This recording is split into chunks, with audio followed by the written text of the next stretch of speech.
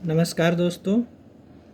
1986 से 2024 मुस्लिम महिलाओं की स्थिति में क्या बदला, इस बात पर विचार करने की आवश्यकता है। 1984 में सरकार थी राजीव गांधी की। उस समय देश की एक 67 साल की मुस्लिम महिला शाहबानो, उसके पति ने उसे तलाक दे दिया था। वह महिला अपने गुजारे भत्ते के लिए, एलमनी के लिए सुप्रीम कोर्ट तक गई। सुप्रीम कोर्ट ने निर्णय दिया कि यह महिला 120 रुपये प्रति महीना गुजारा भत्ता पाने की हकदार है। उस समय इस निर्णय को लेकर बड़ा बवाल मच गया।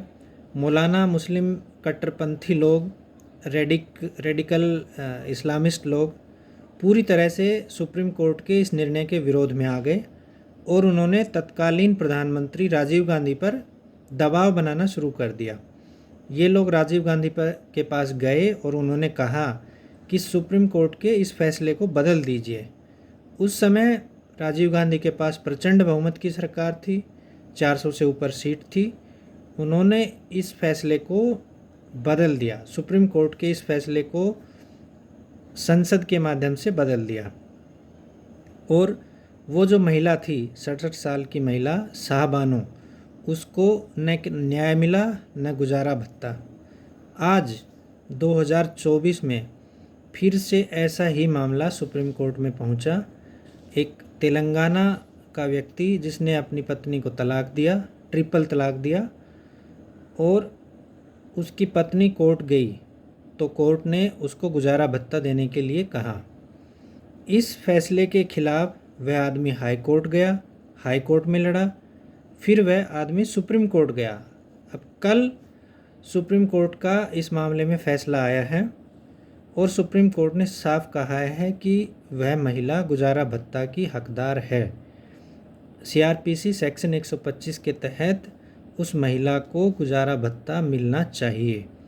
मौलाना, मुस्लिम कट्टरपंथी लोग इसमें कह रहे हैं कि इद्दत यानी तलाक के 3 महीने तक वो उसके बाद वो किसी प्रकार के सहायता पाने की हकदार नहीं है। 3 महीने तक, तलाक के 3 महीने तक पति की जिम्मेवारी रहती है। इस मामले पर कांग्रेस, सपा, टीएमसी जैसे जितने भी विरोधी दल हैं, उन्होंने लगभग चुप्पी साध ली है। वो एकदम मौन हैं। बार बार संविधान की रक्षा की बात करने वाले इस फैसले पर एकदम मौन है। उनके प्रवक्ता टीवी डिबेट्स में आ नहीं रहे और उनके जो समर्थक हैं, जो राजनीतिक विश्लेषक के नाम पर आते हैं, वो इधर उधर की बातें सिर्फ कर रहे हैं, जिनके पास कोई ठोस तथ्य, कोई प्रमाण कुछ है नहीं। और वो एकदम बहुत ही एक निचले स्तर की बातें टीवी डिबेट्स में कर रहे हैं। जितने भी विपक्षी दल हैं, उनके पास इस मुद्दे पर कुछ बोलने को नहीं है। ना वो खुलकर ये कह सकते कि वो संविधान के साथ हैं, वो सुप्रीम कोर्ट के साथ हैं, ना वो खुलकर ये कह सकते कि वो शरिया के साथ हैं। क्योंकि मुस्लिम लोग इस मामले में कह रहे हैं कि यह मुस्लिमों के जो मामले हैं, धार्मिक मामले हैं, उसमें सीधा सीधा दखल अंदाजी है और इस मामले में केवल शरिया का कानून ही उन्हें मान्य होगा।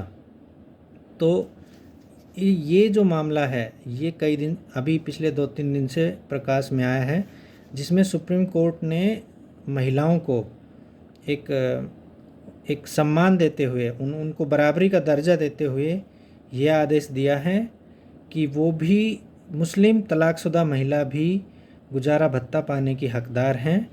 वो मेंटेनेंस का पैसा अपने पति से ले सकती हैं। अब इस मुद्दे पर व्यापक स्तर पर राजनीति, बहस छिड़ना लाजमी है, क्योंकि विपक्षी दल अभी इस मामले में अपनी कोई राय रख नहीं पाए हैं। लेकिन आज की न्यूज़ ये है कि मुस्लिम लोग और मौलाना लोग जो हैं, जो अपने आप को मुस्लिम समाज का रहनुमा कहते हैं, वो लोग सुप्रीम कोर्ट में पुनर्विचार याचिका दाखिल कर सकते हैं कि सुप्रीम कोर्ट इस मामले में एक बार फिर से विचार करे। तो अभी जो सुप्रीम कोर्ट का फैसला है वो महिलाओं को सम्मान देने वाला है। लेकिन कट्टरपंथी लोग, रेडिकल लोग इसके खिलाफ़ हैं और इसे सीधा सीधा उनके शरिया कानून में दखल मान रहे हैं और वो कह रहे हैं कि मुसलमानों के जो मामले हैं, इस तरह के मामले, धार्मिक मामले, वो केवल शरिया से ही सुलझाए जा सकते हैं। तो देश में जो लोग संविधान की बात करते थे, हाथ में किताब, एक लाल सी किताब दिखाते थे, आज वो इस मामले पर चुप हैं। उनको ना कुछ बोलते बन रहा है, ना कुछ निगलते। इस मामले में एक और बहस छेड़ दी है कि क्या अब यूसीसी का रास्ता खुल जाएगा।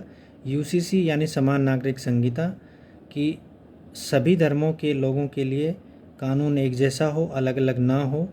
तो इस बात की बहस भी चल पड़ी है कि अब देश में यूसीसी का रास्ता खुल सकता है और सरकार इस पर कुछ फैसला ले सकती है। तो यह सब बातें अभी आने वाले समय में ही पता चलेंगी। तब तक देखते हैं कि सुप्रीम कोर्ट और सरकार का रुख क्या रहता है।